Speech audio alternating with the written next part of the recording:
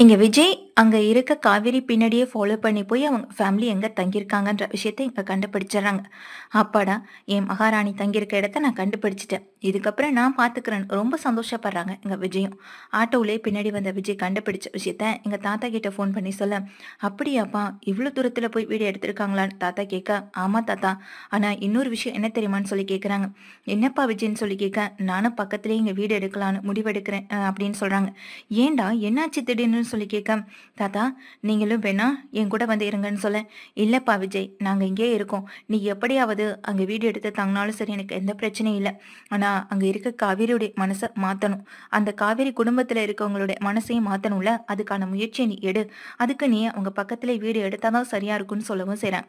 சரின்னு எங்க விஜய் என்ன பண்றாங்க, அதுலேருந்து ஒரு 4, 5 வீடு தள்ளி பக்கத்திலேயே ஒரு வீடு ரெண்டுக்கு இருக்கு. அந்த வீட்ல வாடகைக்கு தங்குறதுக்கு கேட்குறாங்க. சரின்னு அவங்களும் ஒத்துக்கிறாங்க. இதுக்கப்புறம் விஜய்க்கு பயங்கர ஹாப்பி ஆயிடுது. இங்கேயே இருக்கிறோம். நம்ம இங்க காவேரிய பக்கத்துல இருந்தபடியே பார்த்துக்கலாம். அவ எங்க போறா? என்ன பண்றான்னு அவள பக்கத்துல இருந்தே பார்த்து, அவ குடும்பத்துக்கும் அவளுக்கும் தேவையானது எல்லாத்தையும் செய்யணும்னு எங்க விஜய் முயற்சி பண்றாங்க. விஜய் இதனால அங்க வீடு எடுத்து தங்குறதுக்கு ரெடியா இருக்க, வீட்டுக்கு வந்து எல்லா பொருளையும், எல்லா திங்ஸையும் பேக் பண்ணி எடுத்துக்கிறாங்க. எங்க தாத்தா கிட்டயும், பாட்டி கிட்டயும் ஆசீர்வாதம் வாங்கிக்கிட்டு, மொத்த திங்ஸையும் எடுத்துக்கிட்டு கிளம்ப, அங்க இருக்க ராகினி ஓடி வந்து விஜய்ட்ட கேட்குறாங்க. "எங்க விஜய் எங்க கிளம்பிட்டீங்கன்னு?" சொல்லி கேட்க, "உன்கிட்ட சொல்லிட்டு தான் போகணும்னு எந்த அவசியமும் என் பேரனுக்கு கிடையாதுன்னு" பாட்டி சொல்றாங்க. "இல்ல பாட்டி, இங்க காவேரி தன்னை விட்டு போன சோகத்துல விஜய் எங்கேயும் கிளம்பிட்டாரோ?" அப்படின்னு கேட்கறதுக்கு தான் நினைச்சேன்னு சொல்ல, அதுக்கு எங்க தாத்தா, "ஆமாம்மா, விஜய் கொஞ்ச நாள் வெளியூர்ல போய் இருக்கலாம்னு முடிவு பண்ணியிருக்கான். அவனுக்கு இங்க இருக்க மனசுக்கு பிடிக்கல. அதனால தான் அவன் இந்த முடிவை எடுத்திருக்கான்னு" சொல்ல, அப்ப கம்பெனி கம்பெனி அவன் பார்த்துப்பான். வெளியூர்னா வெளியூர்லயே இறந்துற மாட்டாங்க. கொஞ்ச நாள் வந்துட்டு போவான். கம்பெனிய அவன் பார்த்துக்கிறதுக்கு ஆள் ரெடி பண்ணிட்டான்னு சொல்லிடுறாங்க. இதை கேட்டு எங்க ராகினியும், இங்க விஜய் வெளிய கிளம்பி போற அளவுக்கு அப்படின்னு யோசிக்கும் போதே பாட்டி சொல்றாங்க, "காவேரி அவனால மறக்க முடியல. காவேரி அவனை விட்டு போனதையும் அவனால நினைச்சிட்டு இந்த வீட்லயும் இருக்க முடியல. இந்த வீட்ல இருக்க ஒவ்வொரு நிமிஷமும் அவன் காவேரி நினைச்சு ஃபீல் பண்ணதை எங்களால பார்த்துட்டு இருக்கவும் முடியல. அதனால விஜய் போறான்னு" எங்க தாத்தா கிட்ட சொல்ற மாதிரி ராகினி காதுல விழுற மாதிரி சொல்லவும் செய்ய, "ஓ இதான் விஷயமா?" அப்படின்னு எங்க ராகினியும் கண்டுக்கிறாங்க. உடனே ராகினி சொல்றாங்க, "அப்போ வெண்ணிலா வெண்ணிலா மட்டும் இந்த வீட்ல இருந்து என்ன பண்ண போறாங்கன்னு?" சொல்லி கிடுகிடுன்னு உள்ள போறாங்க. வெண்ணிலாவை கூட்டிட்டு வராங்க.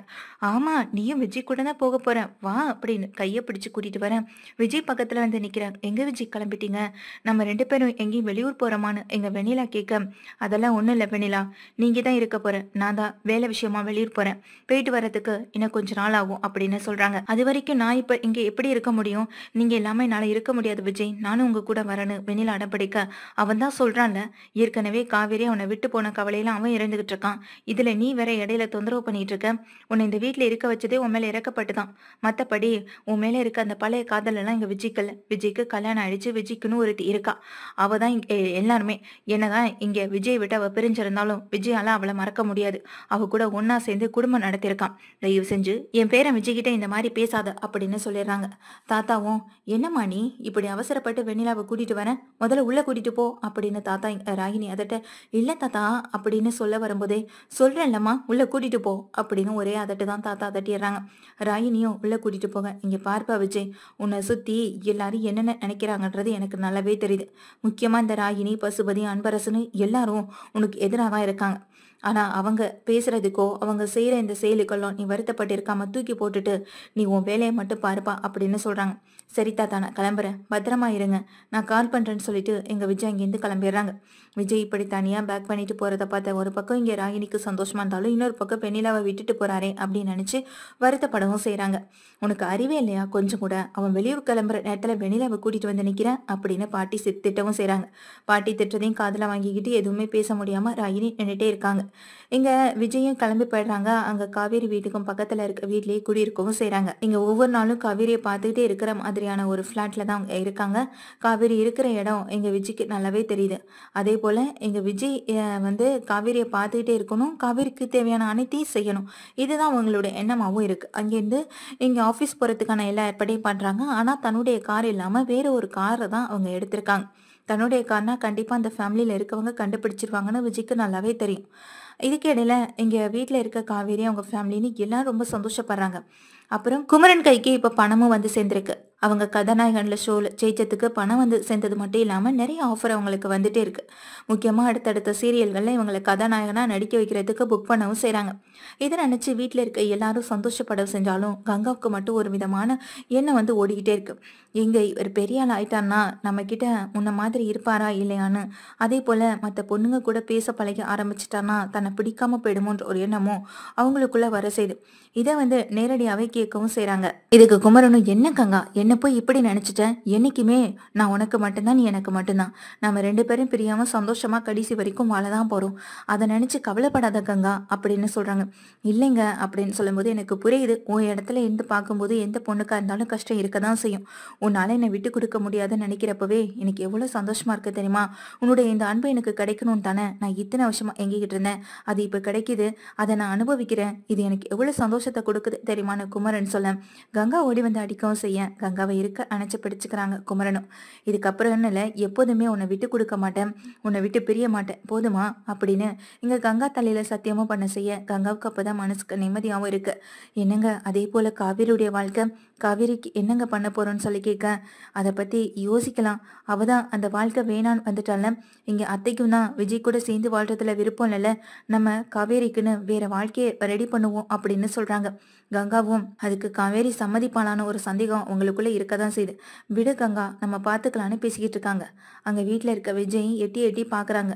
மேல மொட்டை மாடிக்கல காவேரி வருவாளா, வந்தா அவளை பார்க்கலான்னு ஏக்கத்தோட காத்துக்கிட்டு இருக்காங்க. ஆனா இங்க காவேரி வரவே காணும். எங்க அவளை காணும்னு சொல்லி அந்த வீட்டு ஜன்னல் வழியா பார்த்துட்டே இருக்காங்க விஜயும். விஜய்க்கு தெரியவே மாட்டுது காவேரி வருது. காவேரி அதுக்கு பிறகு மேல மொட்டை மாடிக்கு வந்து ரொம்ப கவலையோட அங்க நின்று ஃபீல் பண்ணிட்டு இருக்கத இங்க வந்து நின்றுட்டு பார்த்துட்டு இருக்காங்க. காவேரி தனியா நிக்கிறா, ஃபீல் பண்றா. எல்லாம் என்னை நினைச்சாதான் இருக்கும்னு சொல்லி இங்க யோசிக்கவும் செய்றாங்க விஜய். இவளை இவ்வளவு நாளைக்கு கஷ்டப்பட விடக்கூடாது. ஏற்கனவே அந்த வீட்டுல இந்த வரையும் அவகிட்ட எதை பத்தியுமே சொல்லாம அவளை கஷ்டப்பட விட்டதெல்லாம் போதும். இதுக்கப்புறம் எந்த கஷ்டத்தையும் அவளுக்கு கொடுக்க கூடாதுன்னு முடிவு பண்றாங்க. சரி, என்ன பண்ணலாம், அடுத்தடுத்த முயற்சியை நம்ம எப்படியாவது எடுத்தே ஆகணும். அப்பதான் காவேரி சொன்ன விஷயம் ஞாபகத்துக்கு வருது. காவேரி கிட்ட நம்ம நேரடியா பேசும்போது அவளுக்கு இருக்கிற ஒரே பிரச்சனை வெண்ணிலா மட்டும்தான். வெண்ணிலாவை நம்ம அவங்க அம்மா கூடயோ இல்லை அவங்க ரிலேட்டிவ்ஸ் யார் கூடயாவது சேர்த்து வைக்கணும். அதுக்கான ஒரு விஷயத்த தான் நம்ம எப்படியாவது செஞ்சாகணும்னு யோசிக்கிறாங்க விஜய் அதனால இங்க தனக்கு தெரிஞ்ச ஒரு ஏஜென்சி மூலமா இங்க வெண்ணிலாவுடைய பேரண்ட்ஸ் எங்க இருக்காங்கன்றத கண்டுபிடிக்கிறதுக்கு ஒரு ஆட்களையும் அனுப்பி விடுறாங்க. அவங்கள ஏற்கனவே அனுப்பிவிட்டு விஜய்க்கு அவங்க மூலமா ஒரு ஃபோன் காலும் வருது. வீட்டுல இருக்க விஜய்க்கு அவங்க கால் பண்றாங்க. கால் பண்ண உடனே விஜய் அட்டன் பண்ணி பேசவும் செய்றாங்க. அப்பதான் சொல்றாங்க, வெண்ணிலாவுடைய அம்மா அப்பாவை பத்தின டீட்டெயில்ஸ் நீங்க விசாரிக்க சொல்லியிருந்தீங்கல்ல, ஆக்சிடென்ட் ஆனதுல அவங்க அம்மா அதே இடத்துல இறந்து போயிட்டாங்க. இப்போ இங்க வெண்ணிலாவுடைய அப்பா மட்டும்தான் உயிரோட இருக்கார். அவரும் அவங்க ரிலேட்டிவ்ஸ் வீட்டுல இருந்துகிட்டு இருக்காரு. இங்க வெண்ணிலாவுக்கு என்ன ஆச்சுன்னு தெரியாம இன்னொரு பக்கம் அவர் கலங்கி போய் தான் இருந்துட்டு இருக்காரு. வெண்ணிலாவை நம்ம அவர் கூட சேர்த்துட்டா அவர் ரொம்ப சந்தோஷப்படுவாருன்னு சொல்றாங்க. இதை கேட்டு இங்க விஜய்க்கும் பயங்கர ஹாப்பி ஆயிடுது. நீங்க சொன்ன மாதிரி நம்ம செஞ்சிடலான்னு முடிவு பண்றாங்க விஜய்க்கு இதுக்கு என்ன பண்ணலாம், சரி இந்த வேலையை நம்ம இன்னைக்கு முடிச்சிடலாம்னு நினைச்சு நேரா தாத்தா பாட்டியை பாக்குறதுக்கு வீட்டுக்கு போறாங்க. அங்க போனதும் தாத்தா பாட்டி கேக்குறாங்க, என்னப்பா இந்த நேரத்துல வந்திருக்குன்னு சொல்லி கேட்க, இல்ல தாத்தா, நான் தான் எங்க வெண்ணிலா பத்தின ஒரு விஷயத்த ஏஜென்சி மூலமா தெரிவிச்சிருந்தேன்னு சொன்னல, இப்போ வெண்ணிலாவுடைய பேரண்ட் எங்க இருக்காங்கன்னு தெரிஞ்சு போச்சு. வெண்ணிலாவை நான் கூட்டிட்டு போறேன்னு சொல்ல, நிஜமாவா சொல்ற அப்படின்னு தாத்தா கேட்க, அப்போ நானும் கூட வரப்பான்னு தாத்தாவும் கிளம்புறாங்க. இதெல்லாம் கேட்ட ராகினிக்கு பயங்கர அதிர்ச்சியா இருக்கு. என்ன சொல்றாங்கன்னா, எங்க ராகினி விஜய் கிட்ட, இன்னமும் வெண்ணிலாவுக்கு குணமாகவே இல்லை, அதுக்குள்ள இங்க வெண்ணிலாவை கூட்டிட்டு கிளம்புறீங்க, ஏன் வெண்ணிலாவோட அப்பாவையும் நீங்க இந்த வீட்டுல கூட்டிட்டு வந்து பாத்துக்கலாமேன்னு சொல்லும்போதும், கொஞ்சம் நிறுத்துறியா, என் விஷயத்துல என்ன முடிவெடுக்கணும்னு அதை நீ சொல்லாத, எனக்கு தெரியும், எனக்கு என்ன பண்ணா என்ன சரியா இருக்கும்னு அது எனக்கு தெரியும், நான் பாத்துக்கிறேன்னு சொல்றாங்க. இதை கேட்டுட்டு இங்க ராகினி அப்படியே வாயை மூடிட்டு நிக்க, எந்த நேரத்துல இதை பேசுறதுனே உனக்கு தெரியாதுல்ல அப்படின்னு பாட்டி திட்டிடுறாங்க. நீங்க 2 பேரும் முதல்ல கிளம்புங்கன்னு எங்க பாட்டி அனுப்பி வைக்க வெண்ணிலாவையும் கூட்டிட்டு கிளம்புறாங்க. எங்க விஜய் போறோன்னு வெண்ணிலா திரும்ப திரும்ப கேட்க, இங்க பாரு வெண்ணிலா, இது நாள் வரைக்கும் உன்னை நான் இதை வீட்டுல இருந்து பாத்துக்கிட்டேன். எத்தனை பிரச்சனைகள் வந்தாலும் உனக்கு சரியாகணும்னு ஒரு எண்ணத்தோட தான் இருந்தேன். இப்ப வரைக்கும் உனக்கு சரியானுச்சா ஆகலையான்னு எனக்கு தெரியவே இல்லை. என்ன பழசை யோசிக்கும் போது உனக்கு ரொம்ப ஸ்ட்ரெயின் ஆகுது, தலை வலிக்குது, அப்புறம் எதையாவது யோசிச்சு உட்காந்துடுறேன்.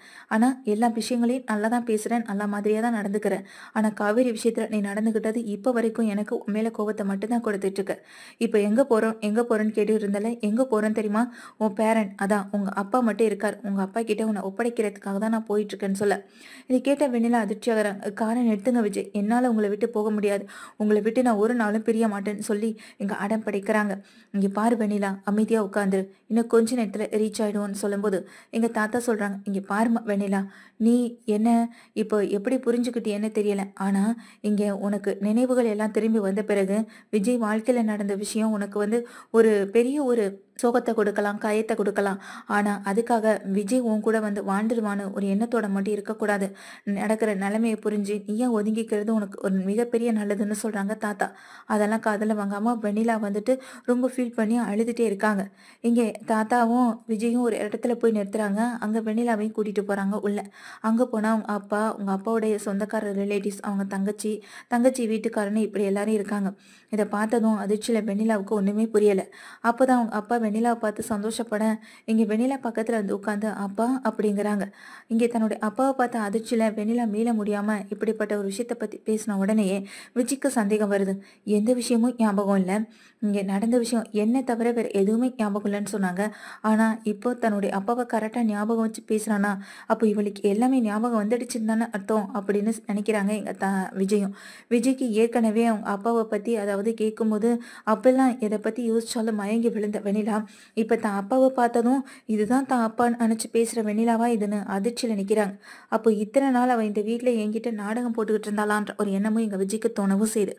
விஜய் அந்த விஷயத்த அப்போதைக்கு கேட்கல. அவங்க அப்பா எங்க வெண்ணிலா கிட்ட நல்லா பேசுறாங்க. வெண்ணிலாவும் அங்க இருக்க அவங்க அப்பாவை நல்லா தூங்க வைக்கிறாங்க.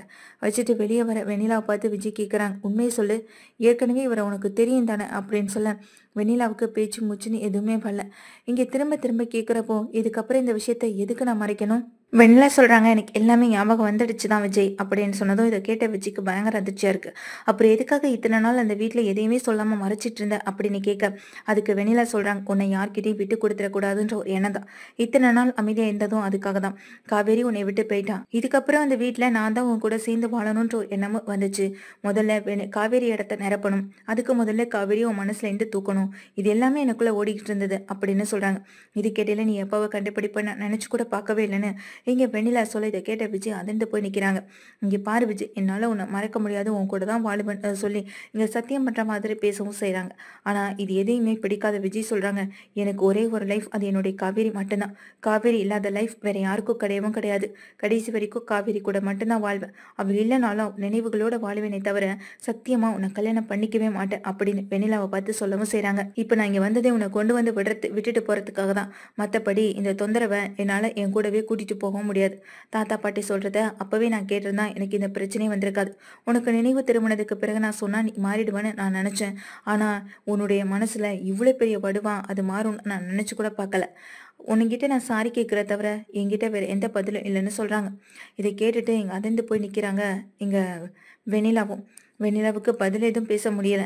தன்னுடைய அம்மா அப்பான்னு அவங்க கூட வாழணும்னு ஆசைப்பட்ட எனக்கு இப்போ என் வாழ்க்கையை இழந்து நின்றுட்டு இருக்கிறதுக்கு காரணம் உங்க சித்தப்பா தானேன்னு சொல்லி இங்க வெண்ணிலா கேட்க, அதுக்கு இங்க விஜய் சொல்றாங்க, என் சித்தப்பா எனக்கு பண்ண விஷயமே எனக்கு தெரியாம போயிடுச்சு. உன் வாழ்க்கையில பண்ண விஷயத்த நான் எப்படிதான் எடுத்துக்கிறதுன்னு எனக்கு தெரியல. நிச்சயமா இதுக்கு கடவுள் சரியான ஒரு தண்டனையை அவருக்கு கொடுப்பாங்க. உன் வாழ்க்கையில நடந்த அத்தனை விஷயத்துக்கும் நான் பொறுப்பேற்றுக்கிறேன். உனக்கு ஒரு நல்ல லைஃப்பை நான் அமைச்சு கொடுக்குறேன்னு சொல்ல, போதும் விஜய் போதும், இதுக்கப்புறம் என் வாழ்க்கையை பத்தி நீ கவலைப்படணும்னு அவசியம் இல்லை. இப்போ என் மனசுல உள்ளதெல்லாம் தெளிவா சொல்லிட்டேன்னு உன் மனசுல இருக்க எல்லாத்தையும் கொட்டி தீத்தல, அதுவே போதும், அதுவே என் மனசு நிறைஞ்சிடுச்சு. இதுக்கப்புறம் நீயே வந்து என்னை பார்க்க வந்தாலும் சத்தியமா நான் உன்னை பார்க்க மாட்டேன். எனக்கு உன்னை பார்க்கறதுலையோ பேசுறதுலையோ எனக்கு எந்த விருப்பமும் இல்லை. காவேரி தான் முக்கியம்னு சொன்னல, முடிஞ்சா அவளை சமாதானப்படுத்தி உன் கூட வந்து சேர்ந்து வாழ வைக்கிறதுக்கு முயற்சி பண்ணு.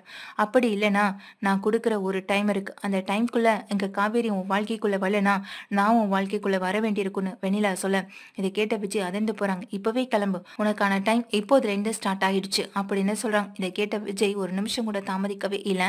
இங்க வெண்ணிலா கொடுத்த சவாலை ஏத்துக்கிட்டு அவங்க கொடுத்த டைம்குள்ள இங்க காவேரியை சமாதானப்படுத்தி கொண்டு வரதான் தன்னுடைய இன்னொன்று முழு முயற்சியோட ஈடுபடவும் செய்றாங்க. ஆனா இங்க வெண்ணிலா நினைக்கிறாங்க, நீ தலைகீழா நின்று தண்ணியே குடிச்சாலும் இங்க வெண்ணிலாவை அதாவது இங்க காவேரியை உன்னால அந்த வீட்டுக்கு உங்க கூட சந்தோஷமா வந்து வாழ வைக்கவே முடியாது. இடையில என்னெல்லாம் புகுந்து கலைக்கணுமோ அது எல்லாத்தையும் நான் செஞ்சுட்டே இருப்பேன் விஜய். கடைசியில நான் தான் உன் கூட வந்து வாழ போறேன்னு இங்க வெண்ணிலாவும் நினைச்சிட்டு இருக்காங்க. ஆனா வெளியே கார்ல போயிட்டு இருக்க எங்க விஜய், இங்க காவேரியை தவிர என்னால எதையுமே யோசிக்க முடியாதுல்ல. காவேரியுடைய மனசை எப்படியாவது நம்ம தடைப்படுத்தி அவளை நம்ம வீட்டுக்கு கூட்டிட்டு வந்தணும். முதல்ல அவங்க குடும்பத்துல இருக்க ஒவ்வொருவங்களுக்கும் ஏதாவது ஒரு விஷயத்த நம்ம செய்யணும். அப்பதான் அவங்க மனசு மாறும், நம்மளே ஏத்துப்பாங்கன்ற ஒரு முழு முயற்சியில ஈடுபட்டிருக்காங்க எங்க விஜயும். அதே போலதான் வெண்ணிலாவும் இதை கெடுக்கிறதுக்கான வழிகள் என்னென்னலாம் இருக்கோ அதெல்லாம் கெடுத்து விட்டுட்டு கடைசியில நம்ம இந்த சவால்ல ஜெயிச்சு விஜய் பக்கத்துல போய் நிக்கணும் அப்படின்ற மாதிரி முடிவெடுத்திருக்காங்க. ஆனா விஜய்க்கு இங்க காவேரியை தவிர வேற எந்த என்ன ஓட்டங்களும் கிடையாது. கண்டிப்பா விஜய் ஜெயிக்கிறதுக்கான வாய்ப்பு தான் நிறைய இருக்கு.